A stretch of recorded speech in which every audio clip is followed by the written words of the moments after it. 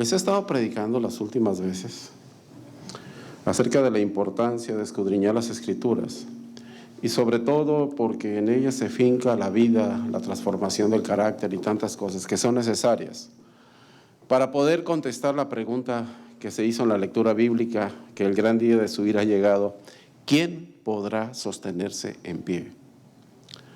Tristemente, nosotros no acatamos lo que se nos dijo en un principio, tanto lo dijo nuestro Señor Jesucristo como Elena de White lo recalcó, que el asunto verdadero para la venida de Cristo no es tanto conocer las señales o todas esas cosas, son importantes en su momento, pero lo más importante es la necesidad de estar preparados. Cuando Elena de White tuvo la visión acerca del fin del tiempo, ella dice que cuando contempló las plagas y estaban cayendo, dice que cuando salió y pidió que se le quitase de la visión eso, dice que entonces comprendió como nunca antes la importancia que se tiene el de escudriñar la palabra de Dios. ¿Por qué? ¿Por qué Jesús lo enfatiza? ¿Por qué Jesús lo utilizó en el principio de su ministerio? Al terminar tuvo que darles todo un repaso acerca de las Escrituras a los mismos apóstoles para que pudiesen entender las cosas. Y tristemente vivimos en una época que la gente está descuidando mucho el estudio de la palabra de Dios. Si nosotros no estudiamos, hermanos, no puede haber transformación. Eso entendámoslo bien. Porque la palabra de Dios es, el escucharla viene la fe. Y la fe empieza a crecer dentro de nosotros y las virtudes divinas que Dios implanta a través del Espíritu por la participación que tenemos a través de la palabra. Llegar a madurar. Vimos la vez pasada que no es cosa fácil, porque hasta que el carácter de Jesús, página 39 de Eventos de los Últimos Días, que hasta que el carácter de Jesús esté reflejado en cada uno de nosotros, entonces Él viene para reclamarnos. ¿Cómo se puede llevar esto? Yo le leí un parrafito que les digo que es uno de los párrafos preferidos míos, ¿verdad? Dice que la única manera, la única salvaguarda que tenemos en contra de la tentación para poder cumplir la misión nuestra, para adherirnos a los principios verdaderos, para que pueda transformarse el carácter, es conociendo a Dios. Como le dijo Jesús, este empero es la vida eterna, que te conozcan a ti, al único Dios verdadero, y a Jesucristo a quien has enviado. Porque es la manera, es nuestra única salvaguarda para guardarnos completamente hasta la venida de Él, para poder ser transformado completamente el carácter. ¿Quién podrá sostenerse en pie? En Eventos de los Últimos Días, página 33, dice que la obra principal que deberíamos de estar haciendo ahorita consiste en preparar un pueblo para el tiempo del fin. Consiste en preparar. ¿Por qué es importante que nosotros nos preparemos? Porque vamos a ser instrumentos de Dios para bendecir al mundo y poder dar el último pregón, la última amonestación al mundo. Es por eso que es necesaria nuestra preparación.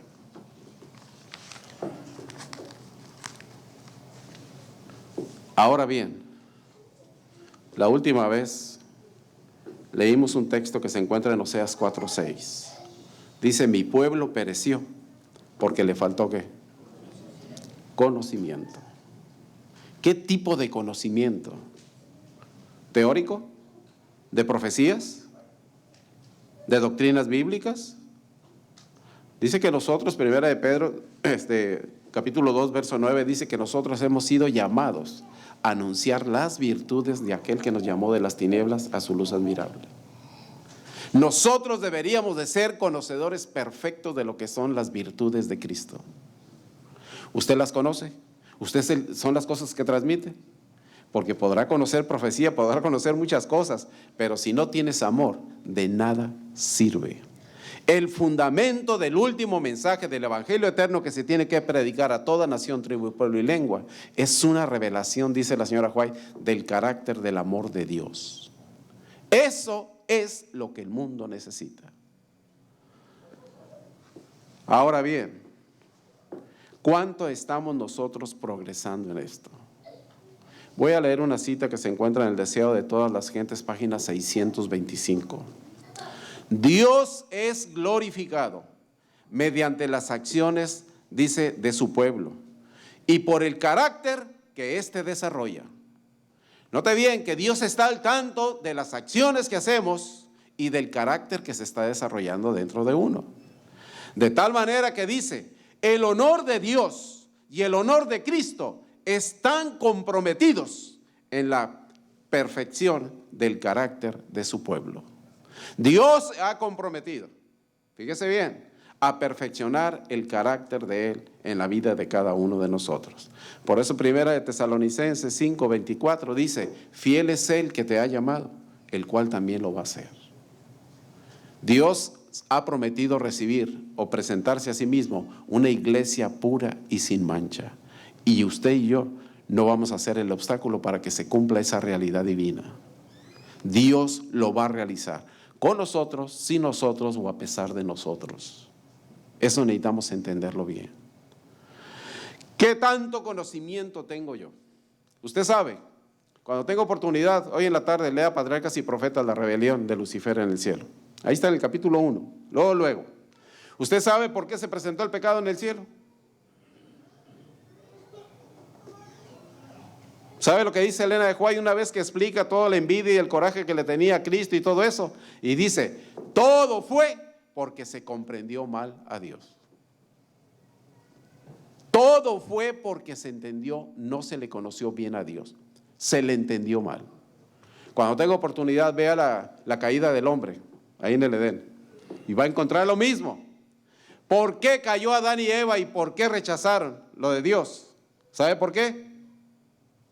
Porque se comprendió mal a Dios. Así es. En San Juan, capítulo 1, Evangelio de San Juan, capítulo 1.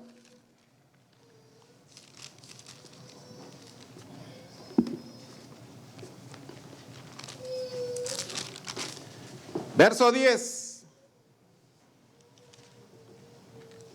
Dice, en el mundo estaba, y el mundo por él fue hecho, pero el mundo no lo conoció. A lo suyo vino, y aún los suyos no le recibieron. Fíjese bien. Viene Jesús, se presenta, y aún así, ¿por qué no se le entendió la obra que realizaba Cristo? Porque no lo conocían. No se interesaron en conocerle bien. Ese fue el problema.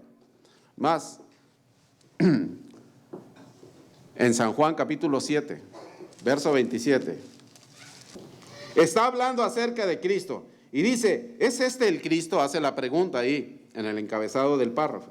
Y dice el verso 27, pero este sabemos de dónde es, mas cuando venga el Cristo nadie sabrá de dónde sea.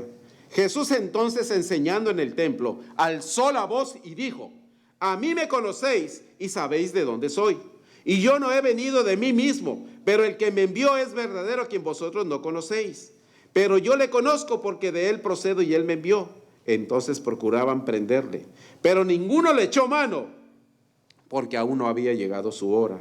Y muchos de la multitud creyeron en él y decían, el Cristo cuando venga hará más señales que las que éste hace. ¿Usted seguía por las señales? ¿Qué buscaba esta gente? Señales. Viene Cristo, se les presenta en el templo. Entonces la gente lo reconocía humanamente, ¿sí o no? Sabemos quién es su papá, quién es su mamá. Es más, llegó un momento hasta que conocían un poquito de la historia familiar y una vez le dijeron, pues nosotros no somos nacidos de fornicación. Así le dijeron. O sea, sabían el asunto del nacimiento de él. Sabían muchos aspectos en el aspecto humano, pero desconocían mucho de quién lo había enviado verdaderamente. ¿Se fija bien? Tanto pedían señales, dice, pues mira, cuando venga el verdadero Cristo, ni se va a saber de dónde viene, ¿verdad? Y una cosa, va a ser más señales que esta. Qué equivocados estaban completamente. ¿Usted sabe quién es Cristo? No el de las historias de los niños, ni el de hace 2000 años y pico. ¿Usted sabe quién es Cristo ahorita? ¿Puede presentarlo?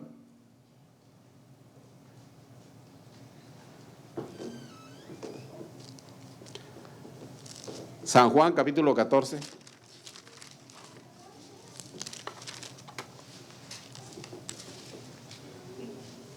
Verso 6. Jesús les dijo: yo soy el camino, la verdad y la vida, y nadie viene al Padre si no es por mí. ¿Cómo se llega al Padre? Nada más a través de Cristo. Si me conocieses, también a mi Padre conocerías. Y desde ahora le conocéis y le habéis visto. Felipe le dijo: Señor, muéstranos al Padre y nos basta. Oiga, ustedes podrían esperar que todo el mundo rechazase a Cristo, a los suyos vino, a los suyos no le recibieron. Pero aquí se los está diciendo Jesús ya casi al final de su ministerio, en el cual ya habían caminado con Él durante 3 años. Y dígame, los mismos apóstoles conocían a Cristo. Conocían acerca del Padre. ¿Usted sabe cuál es la misión de Cristo? ¿Usted sabe cuál es la misión del Espíritu Santo? ¿Usted sabe lo que es el Padre? Esta gente tristemente fracasó. Fracasó completamente. Ahora, tenemos advertencias en las cuales haríamos en tomarlas en cuenta para no caer en un engaño. ¿Cuántos de los que estamos aquí pensamos que el diablo puede engañarnos? Vamos sujetos a todos, porque acuérdense que la tirada de él es a ver si engaña aún a quienes, a los escogidos. ¿Usted sabe cómo lo hace? Dígame, ¿el pueblo de Israel era el pueblo escogido de Dios, sí o no? ¿Y por qué lo engañó? Dice, le leí la vez pasada en una de las predicaciones, que si el pueblo de Dios hubiera ido directamente a las Escrituras, porque Dios hace entender al más simple, y cita Elena de White, el Salmo 119, 130. Dice, si hubieran ido y no se hubieran fiado de sus líderes, no se hubieran fiado de los maestros, hubieran ido directamente. Dice, así fue como el diablo les inutilizó la mente y no pudieron reconocer la obra de Cristo. Y dice que deberíamos de precavernos porque así nos puede engañar al fin del tiempo, dice Elena de White. En 2 de Timoteo capítulo 3.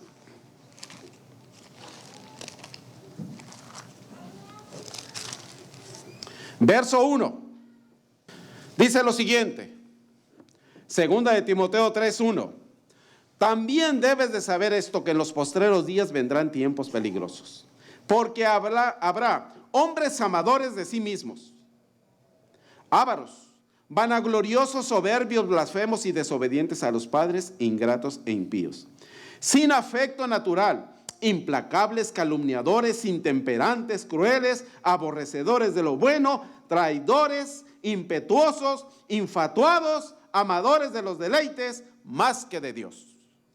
Dígame una cosa, ¿dónde quiere encontrarse ese tipo de personas? ¿Dónde se las quiere encontrar? ¿A quién le quiere adjudicar usted estos textos? ¿Quién? ¿O quiénes son? Y dice el verso 5, que tendrán apariencia de piedad, pero negarán la eficacia de ella. A estos, evítalos. ¿Tienen apariencia de qué? Dice que debes de evitarlos a esos. ¿Cómo es que lo niegan y cómo podemos hacerle nosotros para no ser engañados? Voy a leer la página 159 de Eventos de los Últimos Días.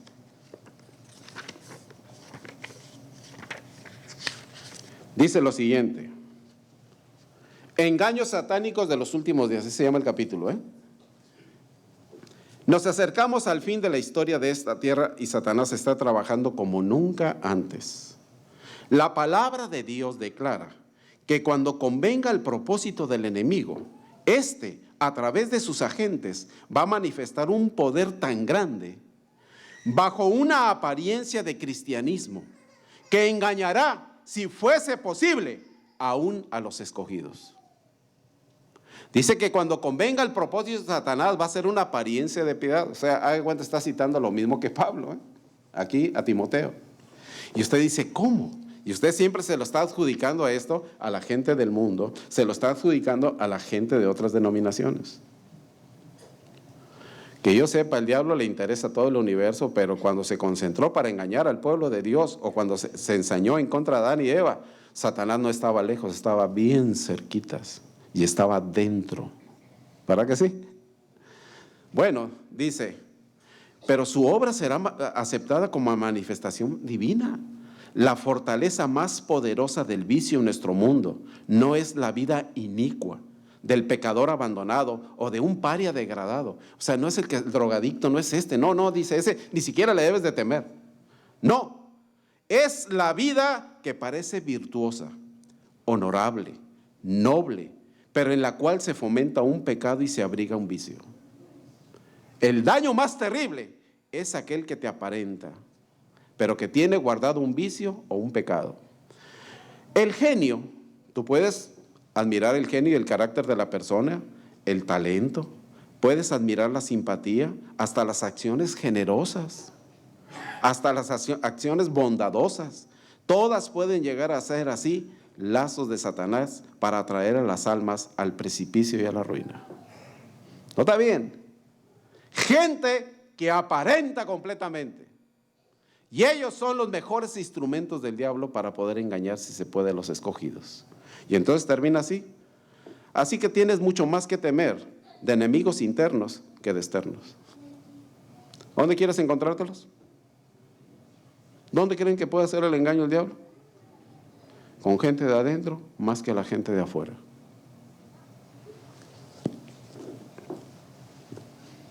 ¿Se acuerdan que les leí un párrafo en la página 75 de Eventos de los Últimos Días? Dice que si tú no tienes interés en conocer a Dios y contemplar el carácter de Cristo, que nuestra esperanza del cielo es vana. ¿Se fija? Si tú no tienes interés en el carácter de Cristo, no tienes interés en contemplarlo, en pedirlo que se manifieste en ti, dice que tu esperanza del cielo es completamente vana. Y date por enterado que Satanás te puede utilizar en cualquier momento. ¿Qué conocimiento tenemos tú y yo? ¿Cuál conocimiento preferimos? ¿De muchas doctrinas? ¿Profecías? ¿Cuál conocimiento? Vamos a suponer, si yo le pregunto a usted, ¿usted conoce del matrimonio? ¿Sabe los principios del matrimonio? ¿Sí? Obvio, aquí hay muchos casados, las conocen, tuvieron que firmar, ¿verdad? Y saben a lo que se deben de atener, ¿verdad? ¿Cuántos saben que la que está sentada ahí, ¿verdad? La de que trae agua, es mi esposa? ¿Sí? ¿Verdad que saben? ¿Cuántos la conocen internamente? ¿Quién cree que tiene mejor información de ella?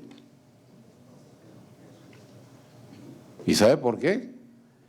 Me acuesto, me levanto, me da de comer, me da de todo. O sea, platicamos y créamelo, ninguno tiene más experiencia. Usted puede tener experiencia, puede leer libros del amor, puede del matrimonio y todo eso, pero yo tengo información de primera mano de ella. Por más que usted quiera, porque usted necesita tener una experiencia ¿qué? Muy personal. Este es un asunto muy personal. ¿Qué experiencia tiene usted con Cristo? ¿O tiene puras teorías, nada más? ¿Cuánto aprecia usted el conocimiento? Si me pregunta después de tantos años de casada con ella, que si ahora tengo más conocimiento de ella que al principio, indudablemente. Indudablemente. ¿Alguien necesita torcerme la mano para que yo pueda entregar un riñón por ella si lo necesita? ¿Alguien me tiene que convencer? ¿Verdad que no? Porque yo necesito tener esa comunión diaria. Proverbios 9. Vamos a ver qué tanto valoramos el conocimiento de Dios. Y vamos a aceptar el consejo que nos da aquí el más sabio que ha habido sobre la tierra, que es Salomón, fuera de nuestro Señor Jesucristo. Proverbios 9, verso 10. Dice lo siguiente: el temor de Jehová es el principio de la sabiduría, y el conocimiento del Santísimo es que. ¿Cuántos de aquí, de los que estamos, queremos vivir más años? ¿Cuántos de los que estamos aquí queremos vivir la eternidad con Él? Dice que lo primero que yo debo de hacer es respetar a Dios, tener temor de Dios. Y segundo, apreciar el conocimiento de Él. ¿Por qué? Dice el verso 11. Porque para mí se aumentarán tus días, porque por mí se aumentarán tus días, y años de vida se te van a añadir. Si fueres sabio para ti lo serás, pero si fueres escarnecedor, pagarás tú solo. Pagarás tú solo. Y entonces usted empieza a tener conocimiento, temor y respeto a la persona que ama, y el amor va aumentando. Y Dios le da y cumple su promesa de alargarle los días de vida y poder planear la eternidad con ella. ¿Cuántos de ustedes quieren su esposa nada más para esta vida? ¿O la quieren para la eternidad? Yo no sé si estaré loco o algo, pero yo encuentro en la Escritura, ¿verdad?, que lo que hace Dios para la eternidad lo hace. Vino nuestro Señor Jesucristo, se humanó, y esa humanidad la va a conservar para la eternidad. ¿Y usted cree que nos va a quitar lo más preciado que nos ha dado Dios cuando Él venga? Siendo un reflejo y un testimonio del casamiento de Cristo con su iglesia, ¿usted cree que los casamientos no se van a conservar? Es cierto que en la resurrección ni te casarán ni te darás en casamiento, pero los que ya estamos casados, y las mamás que ya son mamás, como les digo, que les van a llevar sus bebés a sus manos, van a seguir siendo mamás. Entonces, hay cosas que nosotros necesitamos entender y que Dios nos lo pone a la mano para que nosotros podamos crecer y entenderlo sobre todo a Él. Este es el principio de largos días de eternidad y es lo que nos va a dar mucha sabiduría. ¿Usted aprecia la sabiduría esa? Efesios, capítulo 1.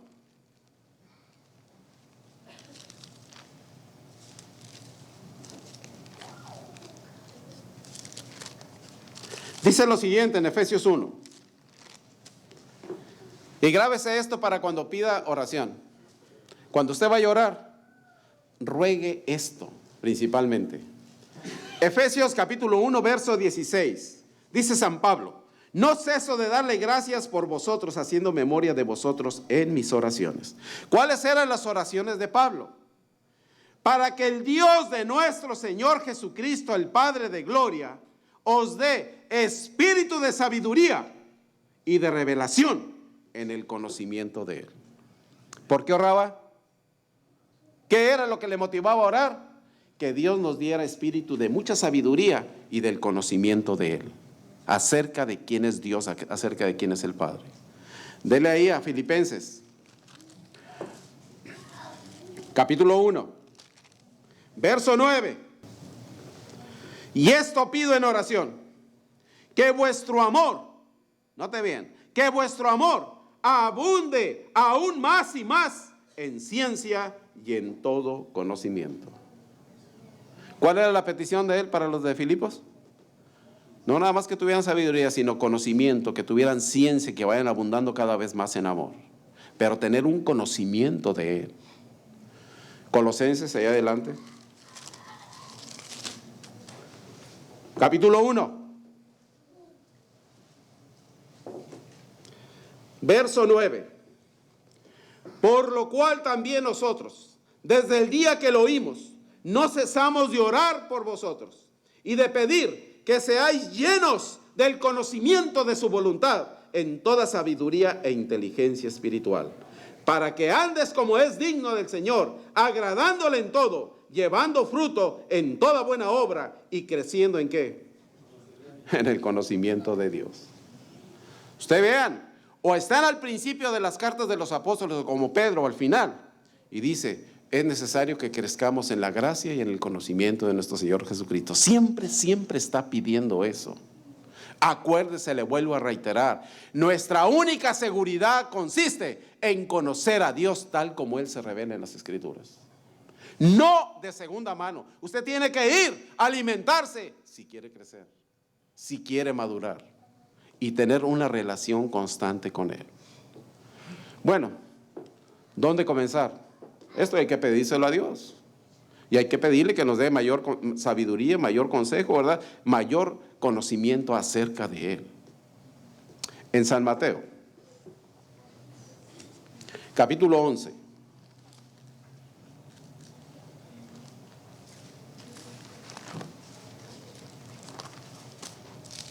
San Mateo 11, versos 25 en adelante.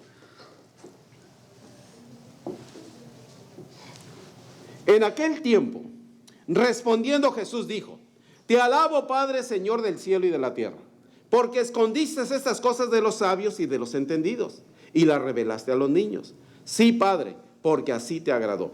Todas las cosas me fueron entregadas por mi Padre, y nadie conoce al Hijo sino el Padre, ni al Padre conoce a alguno sino el Hijo, y aquel a quien el Hijo lo quiera revelar. ¿Quién es el que nos hace entender bien acerca de lo que es el Padre? Nada más el Hijo. Y entonces el Hijo, dice ahí en San Juan capítulo 16.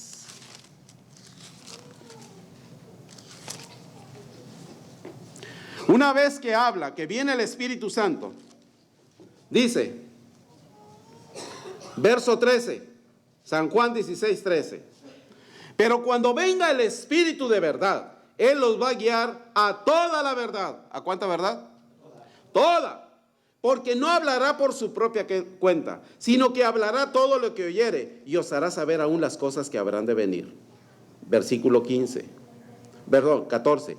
Él me glorificará, porque tomará de lo mío y te lo va a hacer ¿qué? ¿Cómo cree que usted se acerca a Cristo? Si no es por obra del Espíritu Santo, que lo convence de pecado, de justicia y de juicio. Viene con Cristo y dice: Cristo, espérate. Él tuvo la misión de guiarte a la verdad, y yo soy la verdad. Porque mucha gente piensa que son teorías o letras nada más. No, yo soy la verdad, dice Jesús. Pero yo te quiero decir otra gran verdad. Él, como tomó de lo mío y te lo está haciendo saber, ahora que has venido a mí, dice el verso 25, ahí mismo de San Juan 16, estas cosas os he hablado en alegorías. La hora viene cuando ya no te hablaré en alegorías, sino que te hablaré claramente acerca del Padre. En aquel día vas a pedir en mi nombre, y no os digo que yo voy a rogarle al Padre por vosotros, pues el Padre mismo, ¿qué dice ahí?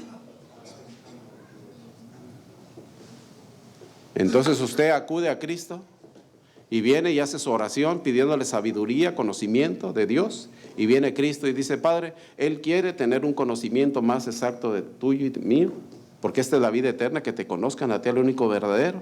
Y entonces tú te vas a dar cuenta que yo no necesito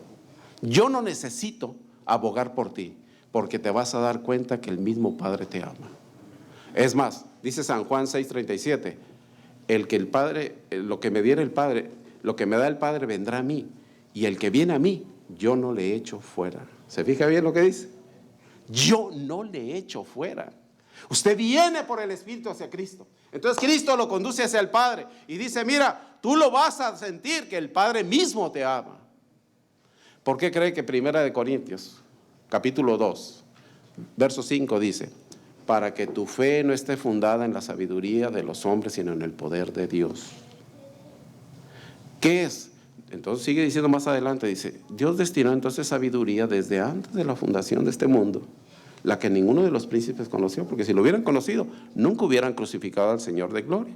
Antes bien, cosas que ojo no vio, ni vio yo, ni han subido en el corazón del hombre, son las que Dios ha preparado para los que le aman.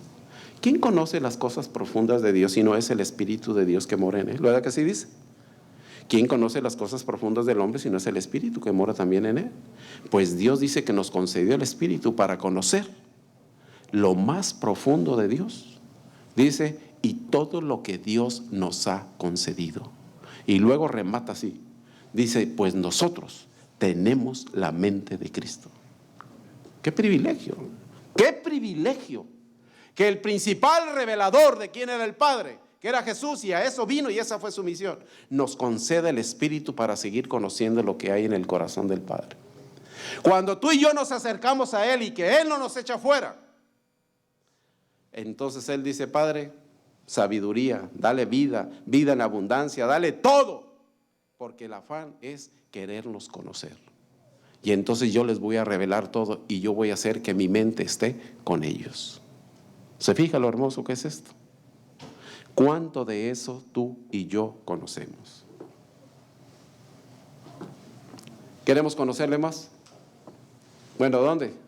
Si usted lee ahí, ahorita leímos a Mateo 11, donde dice que el Hijo es el único que nos revela acerca del Padre. Entonces te sigue diciendo: ¿te sientes trabajado, cargado? Ven a mí, ¿verdad que es lo que dice Él? Ven a mí, yo te voy a hacer descansar. Yo te voy a dar a conocer todas estas cosas. Pero ¿cómo le puede hacer Él? ¿Cómo lo hace? Voy a leer de Eventos de los Últimos Días, página 64, 65 y 66. Voy a leer unos parrafitos.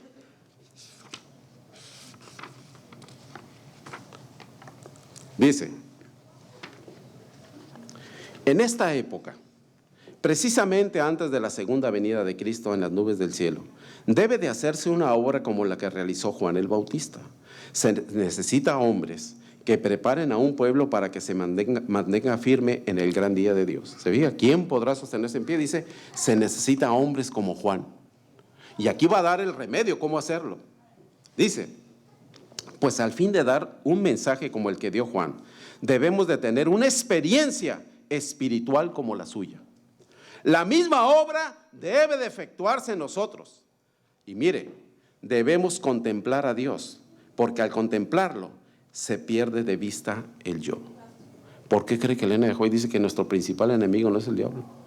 Es nuestro propio yo no santificado.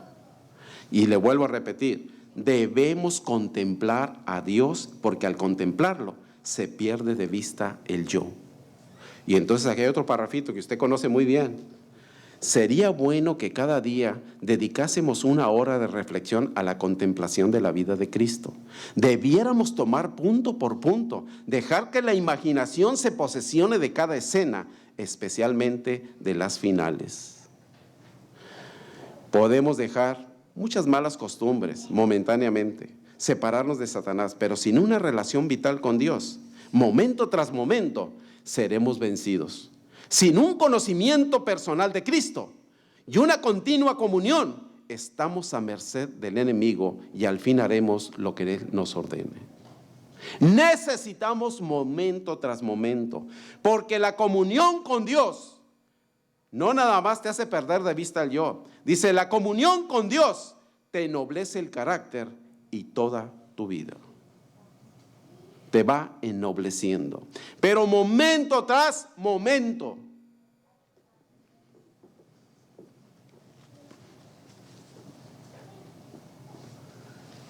¿Cómo hacerlo?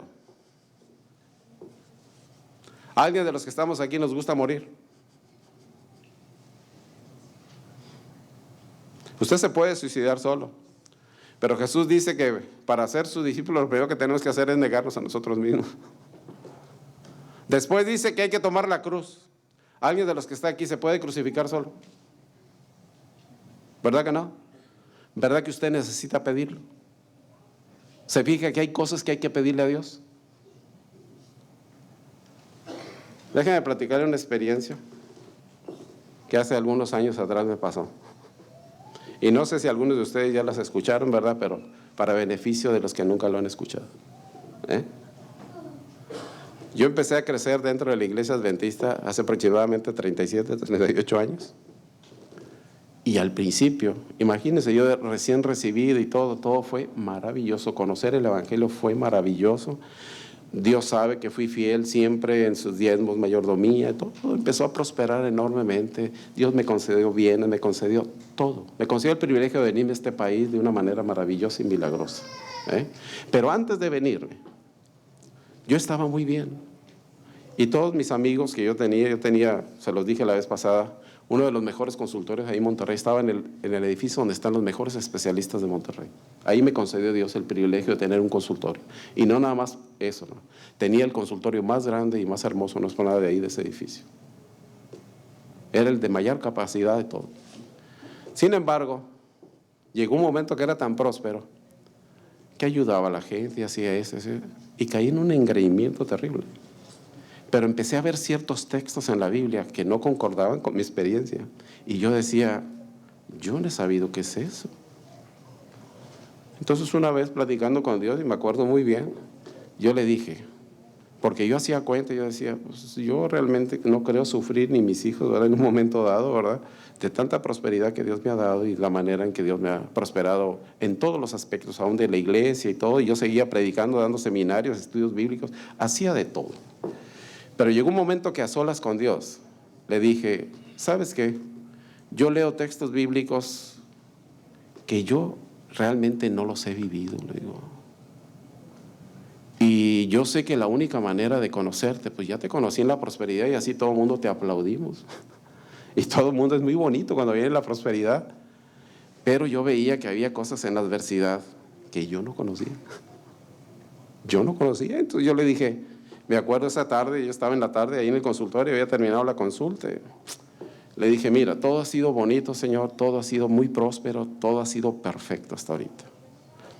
Yo trabajé como dentista, yo recorrí todo lo que aspira el mejor dentista. Maestro, fui maestro. Institucionalmente trabajé en el Seguro Social en México. Dios me concedió luego base y me prosperó ahí. Todo, trabajé 7 años en el Seguro Social hasta que Dios me dijo renuncia y no se va a obtener. Yo vi que el medio no era muy adecuado para el cristianismo. Entonces, pero llegó un momento que yo era muy próspero, yo trabajaba seguros, bancos, trabajaba mucho, tenía mucho trabajo. Entonces yo le dije, ¿sabes qué? Yo no te conozco en estos aspectos, en la adversidad. Le dije, pero yo quisiera. Lo único que te voy a pedir, le dije, lo único que te voy a pedir es que mis hijos no sufran por la alimentación. Le dije, consérvales el alimento y guárdalos en salud. Y por favor que ellos estén tranquilos, igual que mi esposa y todo. Le dije, pero de aquí en adelante quiero conocer esto. Uno después dice, caray, ¿para qué se lo pedí? De repente se empezó a venir todo. Todo ese trabajo que yo tenía seguro y todo se empezó a caer. De tal manera que en cuestión de meses se vino la adversidad. Imagínense, empezar a padecer. Y mucha gente piensa que uno siempre ha sido muy próspero, ¿verdad? Pues no. Imagínense tener los hijos en el colegio y de repente no tener el dinero suficiente para pagar la colegiatura. Colegio, que a mí se me pidió mucha ayuda, se las proporcioné en su debido momento como maestro, económica y de muchos aspectos. Ayudé a que se levantara el colegio adventista ahí de donde soy. Y que cuando no tenía para correr, me los corrían a mis hijos para pagar. Llegó un momento que no podía dar diezmo y ofrendas porque no recibía y hasta no me querían nombrar ni anciano, cuando siempre había sido anciano, porque pensaban que era infiel en la mayordomía. ¿Usted soportaría eso? Entonces, qué malagradecidos son, ¿verdad? Pero yo luego reflexionaba y digo, Señor, si a ti te aborrecieron y tú eres el maestro y Señor, pues ¿qué me puedo esperar yo? Yo quisiera conocerte. De tal manera que esa experiencia duró, ¿qué será, hijita? Unos 4 años, por ahí. Hasta que llegó un momento que Dios me dijo, ¿ya aprendiste? Le dije, sí, ya aprendí. Aprendí a ser paciente, esperar todo en Él. Porque les confieso una cosa, que jamás nos faltó algo, llegaba en el último momento, pero llegaba siempre. Y hasta la fecha, así me he acostumbrado con Dios. Pedirle todas las cosas y Dios a veces me deja hasta el último momento y ya, mi esposa y yo estamos tranquilos porque sabemos la manera en que Dios trabaja y hace las cosas. Y nunca les puedo testificar que Dios falla. Pero tuve que pedírselo. Esa experiencia nadie me la quita. Porque ahí comprendí realmente lo que es la adversidad y lo que es Dios en la adversidad. Y enseñarse a depender de Dios momento tras momento. Porque yo pensaba que lo tenía todo. Pero cuán inútil es confiar en las posesiones o confiar en el estatus o cosas. Aún estatus religioso se puede perder en cualquier momento. Uno está gracias a la obra de Dios, ya que Dios nos cuida. Pero necesitamos pedirlo. Efesios 3.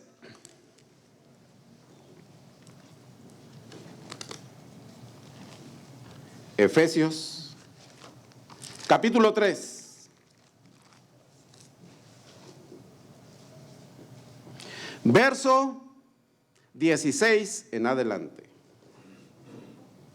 Dice, para que os dé conforme a las riquezas de su gloria, el ser fortalecidos con poder en el hombre interior por su espíritu, para que habite entonces Cristo por la fe en nuestros corazones, al fin de que seamos arraigados y cimentados en amor, y seas plenamente capaz de comprender con todos los santos cuál sea la anchura, la longitud, la profundidad y la altura, y de conocer el amor de Cristo que excede a todo conocimiento, para que seáis llenos de toda la plenitud de Dios. Y mira que aquel que es poderoso para hacer todas las cosas, mucho más abundantemente de lo que pedimos o entendemos, según el poder que actúa en nosotros.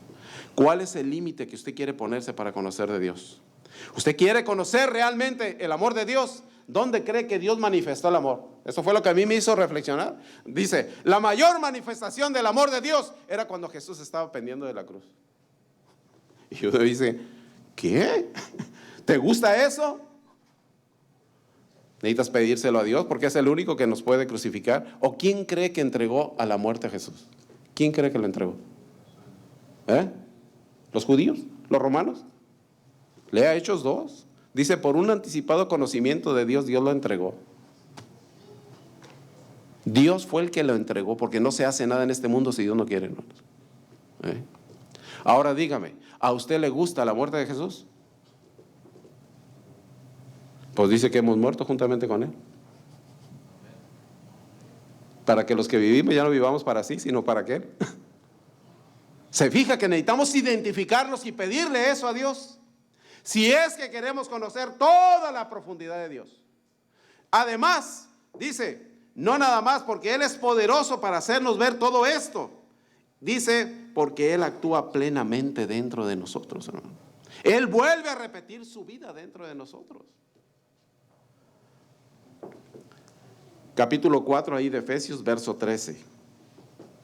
La finalidad es que todos lleguemos a la unidad de la fe y del conocimiento del Hijo de Dios, para ser un varón perfecto, a la medida de la estatura de la plenitud en Cristo. ¿Queremos ser o queremos dejar ser a Jesús en nuestras vidas? Él nos quiere que lleguemos a la unidad. Padre, empero es la vida eterna, que te conozcan a ti, al único Dios verdadero. Pero quiero que así como tú me enviaste, yo también los he enviado, para que todos seamos, ¿qué? Uno. Y la única manera de ser uno es entendiéndolo a Él. Es poder probar el amor de Él. ¿Usted quiere probar el amor de Jesús? Toda la profundidad de Él. Entonces usted tiene que pedir ciertas cosas. Bueno, ¿qué voy a hacer? Segunda de Corintios, capítulo 13, verso 5. Segunda de Corintios 13, 5. Examinaos a vosotros mismos si estáis en la fe. Probaos a vosotros mismos. ¿O no os conocéis a vosotros mismos que Jesucristo está en vosotros? Pero a menos que estéis, ¿qué? ¿Quién es el que se tiene que reprobar? Nosotros mismos. Queremos conocer el amor de Dios. Queremos probar realmente el poder de Él. Tenemos, número uno, que renunciar a sí mismo. Y la única manera es contemplarlo a Él. La única manera es escudriñar la palabra para conocerlo tal como Él mismo se revela. Empezar a meditar en su carácter para poder desearlo y pedirlo. Que fue lo que hice yo, hermano. Y Dios le da respuesta. ¿Usted cree que Dios iba a dejar a Jesús en la tumba? ¿Verdad que de ahí lo resucitó el poder de Dios? Pues dice que el Espíritu que actuó en Jesús, dice Romanos 8, para levantarlo de los muertos, es el que actúa en nosotros. Para que vivamos esa vida nueva, para que podamos crecer nosotros también y poder vivir una vida de resurrección. ¿Quiere vivir la vida potente de la resurrección? Pues nada más que tenemos que morir primero.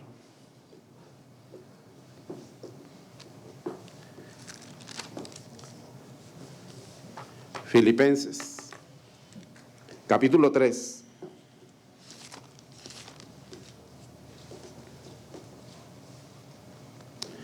Verso 7 en adelante. Pero cuántas cosas eran para mí ganancia, las he estimado como pérdida por amor de Cristo. Y ciertamente aún estimo todas las cosas como pérdida por la excelencia del conocimiento de Cristo Jesús mi Señor, por amor del cual lo he perdido todo y hasta lo tengo por basura para ganar a Cristo. ¿Cuánto cree que vale usted a los ojos del cielo? ¿Cuánto cree? Le aseguro que vale más que la opinión que usted tenga de sí mismo. Aún vale más. Lo que vale es lo que Dios dice, no lo que tú piensas o sientes. Y llegó un momento que San Pablo, que se consideraba muy celoso para ir a matar cristianos porque él pensaba que le estaba haciendo un favor a Dios. Qué duro para él darse cuenta que lo que estaba haciendo estaba equivocado. Como qué duro para nosotros que hemos llevado tanto cristianismo de tantos años y ni siquiera hemos aprendido lo que es el amor de Dios. Qué triste venir cada sábado a sentarnos y perder el tiempo nada más. Porque aquí deberíamos de venir a expresar el amor y alentarnos al amor y a las buenas obras. Pero el amor que se practica diariamente, hermanos. Pues dice que llegó el momento que San Pablo dijo, pues todos aquellos aplausos y todos los reconocimientos que recibía, cartas del Sanedrín y todo, para mí todo eso es basura. Para mí lo principal es conocer el amor de Cristo y tener conocimiento de Él. ¿Cómo lo iba a probar? Mire, verso 9. Y ser hallado en Él no teniendo mi propia justicia que es por la fe, por la ley, sino la que es por la fe de Cristo, la justicia que es de Dios por la fe, al fin de conocerle, el poder de su resurrección y ser participante de sus padecimientos, llegar a ser semejantes a Él en su muerte. ¿Lo pudo captar esto Pablo? ¿Por qué cree que allá en Colosenses 1:24 dice Pablo, ahora me gozo en lo que padezco por la iglesia que es el cuerpo de Cristo? Yo le dije la vez pasada, ¿usted se goza en lo que padece en la iglesia? A ver, ¿usted es de los que son muy sensibles o realmente soportan la adversidad porque sabe que el que representa a usted es a Cristo? Se presenta en su iglesia Jesús, en su propia iglesia, donde lo conocían y todo. Le dan a leer el libro y dice, hoy se ha cumplido la escritura, lo quieren sacar y despeñar y matar. O sea, matar lo querían. ¿Ustedes de los que son muy sensibles nada más porque le llamaron la atención y le amenazan con borrarle del libro de la iglesia? ¿O está dispuesto a soportar todo? Hay gente que es súper sensible.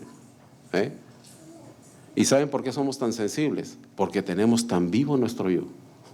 Porque siempre tratamos de defendernos. Y no sabemos que aquí estamos aún para entregar nuestra vida y ser fieles hasta la muerte por Cristo. Si Cristo padeció por su iglesia, ¿qué se nos espera a nosotros? Si fue rechazado por la nación, ¿qué esperas? ¿Que el mundo te aplauda? Si fueras del mundo, el mundo, como ama lo suyo, ¿verdad? Te aplaudiría, pero no eres del mundo, antes yo te aparté del mundo. Dice Jesús, y si a mí como maestro me han hecho esto, acuérdate que el siervo no es mayor que su Señor. Y entonces dice, ser hallado en Él no teniendo, al fin de conocerle, al fin de conocer el poder de su resurrección, pero ser partícipe de sus padecimientos. ¿Quién cree usted que van a rodear inmediatamente el trono de Dios? Ya en la restauración de todas las cosas. Número 1, dice que alrededor del trono de Dios, los que están más cerca del trono son aquellos que fueron fieles representantes y fieles siervos de Satanás y que renunciaron y los rescató Cristo. Esos son los primeros. Segundo, todos los que entregaron o padecieron por causa de Cristo sus vidas, los mártires. Y hasta tienen una túnica muy especial. Eso lo dice Elena de White. ¿Cuánto hemos padecido por Cristo nosotros? ¿Tú has padecido? A veces que dices, es que me quedé sin empleo y estoy padeciendo, ¿verdad? Por Cristo. A veces puedes estar padeciendo y te corrieron de trabajo por flojo. Estoy padeciendo por la iglesia, sí, porque eres pleitista. Pero ¿cuánto realmente padecemos por Cristo? Por causa de Cristo. Segunda de Corintios capítulo 4.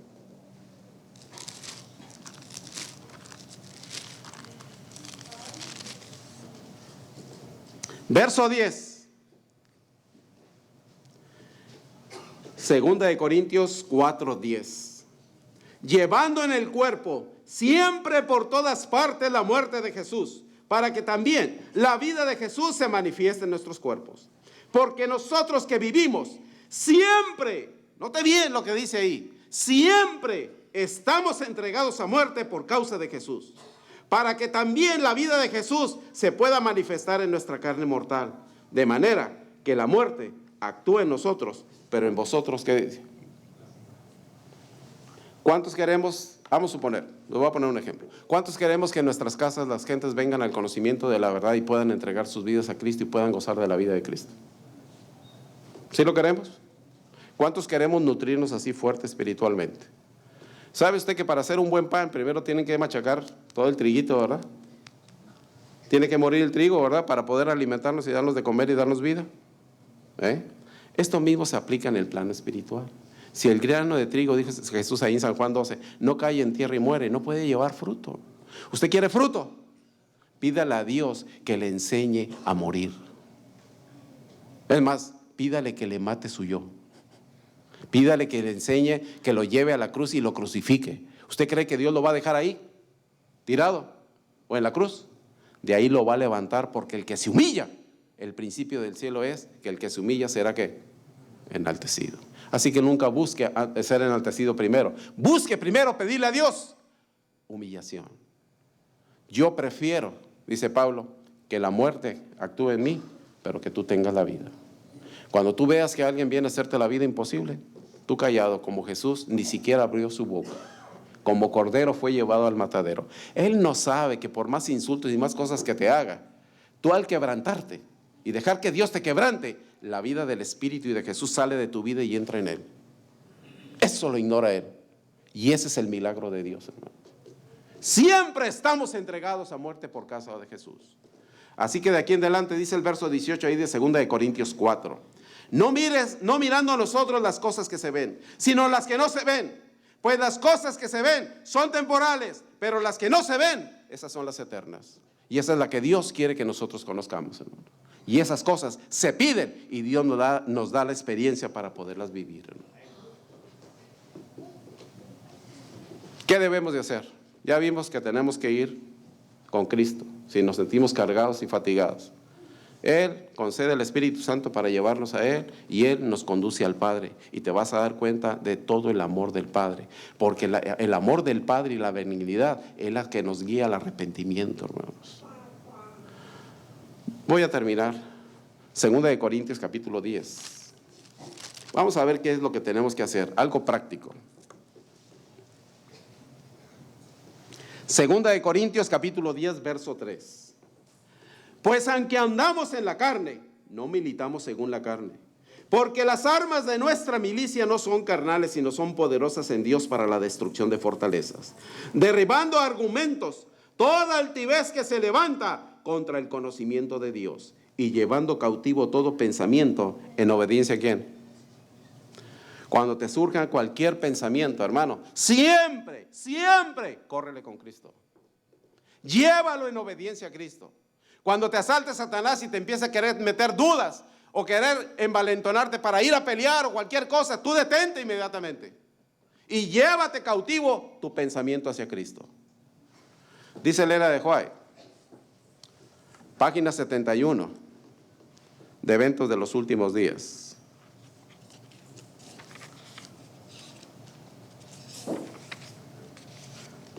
Pocos son los que comprenden que es su deber ejercer control sobre los pensamientos y los razonamientos. Resulta difícil mantener la mente indisciplinada fija sobre temas provechosos. Pero si se emplean debidamente los pensamientos, la religión no puede florecer en el alma. Porque somos muy religiosos, dice, la religión se te va a quitar. Y entonces sí, dice, la mente debe de preocuparse por cosas sagradas y eternas. Necesitamos grandemente alentar y cultivar pensamientos puros, castos, fortalecer las facultades morales antes de que las potencias inferiores carnales. Dios nos ayude a darnos cuenta de nuestros apetitos autocomplacientes, hermano. Es necesario, es un deber, dice ella, que debemos de ser disciplinados en nuestros pensamientos. Cuando a usted le surjan esos malos pensamientos, inmediatamente lléveselos cautivo a Cristo. Colosenses 1, versos 26 y 27. Dice lo siguiente: el misterio que había estado oculto desde los siglos y edades, pero que ahora ha sido manifestado a sus santos, a quienes Dios quiso dar a conocer las riquezas de la gloria de este misterio entre los gentiles, que Cristo es en vosotros la esperanza de gloria. Si Cristo es la esperanza de gloria, hermano, si el afán de esta vida por la cual Dios nos ha dado el privilegio de nacer en ella, de crecer y tener pensamientos hacia la eternidad, todo es gracias a lo que ha hecho Cristo. Por creación somos de Él como por redención. Así que de aquí en adelante dice, los hombres podrán resistir el gran conflicto final únicamente si están bien enraizados y bien fundamentados en Cristo. Debemos de recibir la verdad tal como es en Jesús. Bien enraizados completamente en Cristo, hermanos. ¿Te sientes fatigado de estar peleando con tus propias fuerzas? ¿No te has cansado?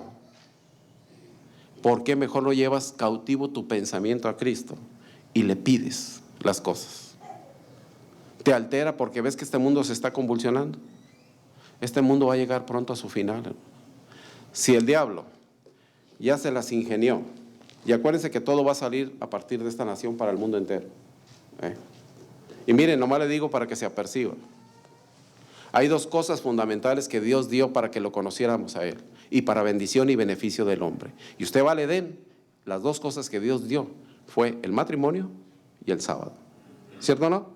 Y ambas cosas están íntimamente ligadas. Íntimamente ligadas. Y ambas cosas son necesarias para preservar el orden, no nada más moral, sino también hasta ecológico del jardín del Edén. Pero una vez que pecó el hombre, una vez que fue engañada la mujer, ¿se fija usted que hubo desorden en el corazón de la pareja y después desorden en todo el medio ambiente? ¿Se dio cuenta de eso? Bueno, como de esta nación que Dios ha escogido para escenario de las cosas finales, porque dice que todo el mundo va a seguir lo que hagan los Estados Unidos. Estados Unidos, ¿en cuánto tiempo se desarrolló todo lo de los matrimonios de un mismo sexo? ¿Cuánto le bastó a Estados Unidos para oficializarlo? Y que en este estado sí y en este no, y se peleaban los estados. ¡Paz! En esta semana, la Suprema Corte ordena que todos los estados, quieran o no quieran, se van a tener que sujetar. ¿Se fija bien? Ya invalidaron uno de los principios que Dios estableció para bienestar y bendición del hombre y para que conociéramos al hombre como lo es el matrimonio. ¿Para cuánto le gusta a usted que invaliden el otro mandamiento y el otro principio que Dios estableció? Y mientras usted está discutiendo que si esto es así acá y que si la iglesia ahora que se está reuniendo y todo, la rienda las tiene Dios y los acontecimientos las tiene Dios en sus manos. Pero lo único que Dios necesita es que le entregues su corazón, que te niegues a sí mismo, que dejes que Dios tome el control para que se pueda cumplir lo que Él ha prometido. Fiel es Él que nos ha llamado, el cual lo va a hacer. Guardar irreprensibles para su venida, espíritu, alma y nuestro cuerpo. Dios me los bendiga. Y de aquí en adelante seamos asiduos estudiosos de la palabra de Dios. Que de aquí en adelante empecemos a meditar más en Dios. Dediquemos más oración y comunión interna con Dios. Deje de estar pidiendo oraciones a todos los demás. Comuníquese usted con Dios. Dios no quiere intermediarios ni emisarios, quiere directamente hablar con usted. Así que vaya directamente a la Escritura y hable más con Dios. Que Dios me los bendiga.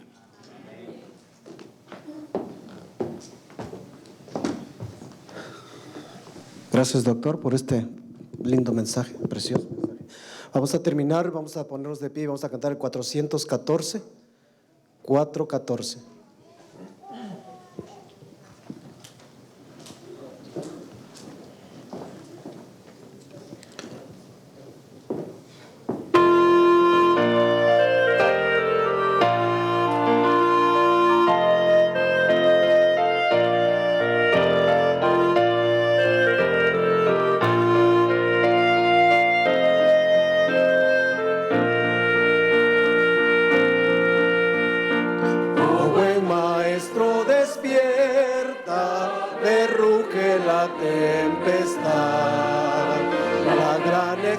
De los cielos se llenan de oscuridad.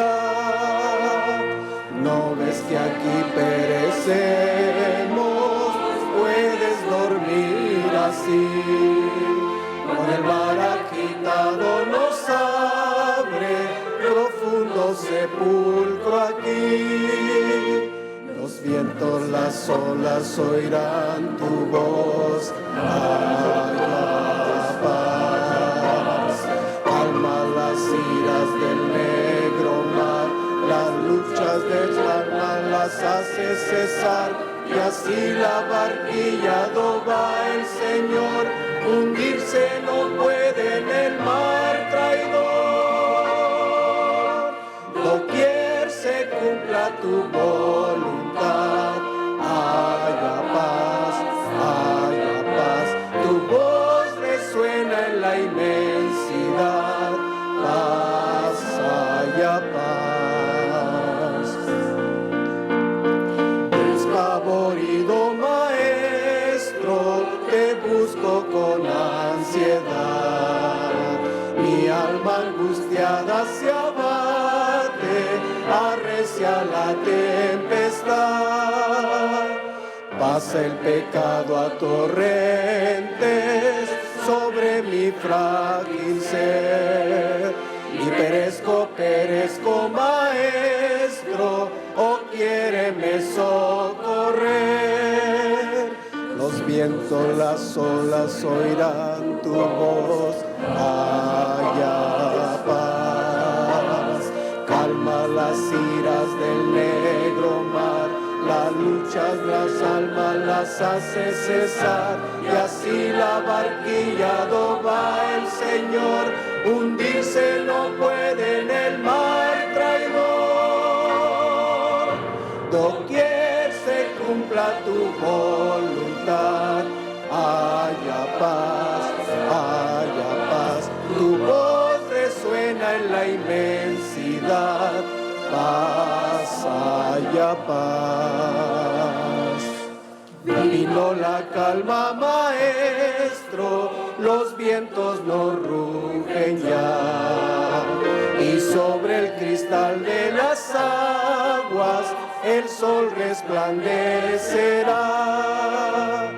Cristo prolonga esta calma, no me abandones más. Cruzaré los abismos contigo al puerto de eterna paz. Los vientos, las olas oirán tu voz, haya paz. Calma las iras del negro mar, las luchas, las almas las hace cesar, y así la barquilla va el Señor, hundirse no puede en el mar traidor. Doquier se cumpla tu voluntad, haya paz, tu voz resuena en la inmensidad, paz, haya paz. Amén. Gracias, bendito Padre, por estar presente con nosotros y agradecerte todas las cosas maravillosas que tú haces, Señor, para nuestra salvación eterna. Gracias porque en Jesús tenemos todo. Gracias porque nos das el privilegio de tener comunión contigo. Deseando, Señor, que tú nos ayudes para que al escuchar el llamado de nuestro Señor Jesús podamos hacer caso a tu Espíritu, Señor, que nos quiere conducir a Él para darnos a conocer todo lo que hay en el corazón tuyo. Así que deseamos, Señor, que tú nos ayudes a renunciar a nuestro yo. Sabemos que nosotros mismos no podemos hacerlo, ni mucho menos crucificarnos, pero deseamos que nos ayudes a ser disciplinados en nuestros pensamientos para que todo pensamiento sea llevado cautivo hacia Cristo. Bendice mucho a cada hermano, cada hermana, cada familia aquí representada. Permite, Señor, que nuestras peticiones asciendan hasta el cielo, pidiendo lo que más conviene conforme a la divina voluntad de nuestro Padre. Presenta nuestras peticiones reformadas por tu Espíritu y presentadas por ti bajo los méritos tuyos, Señor. Sabemos que nuestro Padre nos concederá todas las peticiones conforme a su divina voluntad. Enséñanos a pedir como conviene y ayúdanos para que termine brevemente ya todas las cosas en este mundo, porque sabemos que el gran día tuyo se acerca. Ayúdanos a estar preparados para ese glorioso día.